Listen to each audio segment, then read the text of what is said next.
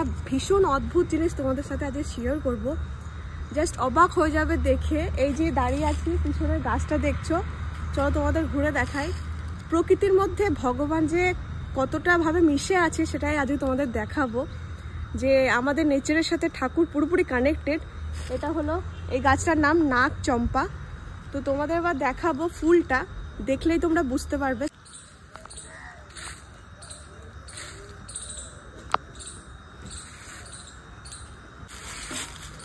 এবার তোমাদের এগুলো আমরা খুলে দেখাবো। দেখো, এবারটা খুললেই তোমরা এবার ভিতরটা বুঝতে পারবে।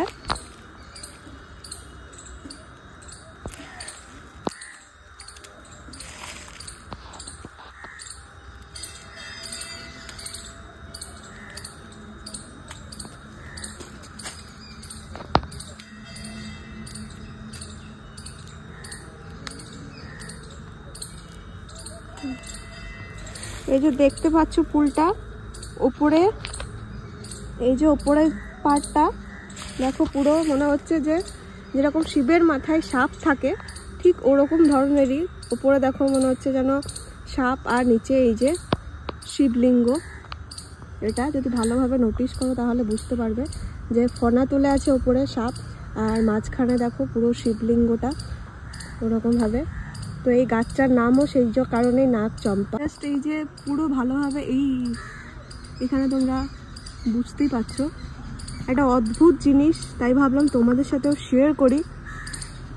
এটা আমাদের এই কালীবাড়ির মন্দিরের জাস্ট এখানে গাছটা আছে, দোহালিয়া মুর্শিদাবাদের কালীবাড়ির মন্দিরে। এখান থেকে একটা ফুল তোমাদের দেখাই। জাস্ট ফুলটা খুলে গেছে, তো এখানেও দেখো বুঝতে পারবে তোমরা। একটা ফুলগুলো দেখাচ্ছি তোমাদের, তাহলে বুঝতে পারবে।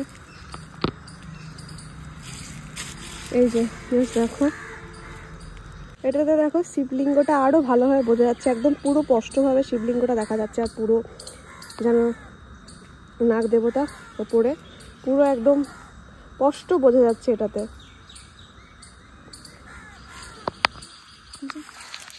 সো একটা নতুন জিনিস তোমাদের সাথে শেয়ার করলাম, কেমন লাগলো অবশ্যই জানিও। ভালো লাগলে আমার চ্যানেলটাকে লাইক শেয়ার করে দিও, চ্যানেলটাকে সাবস্ক্রাইব করে দিও। তো চলো টাটা, দেখা হচ্ছে আবার নতুন একটা ব্লগ নিয়ে খুব তাড়াতাড়ি।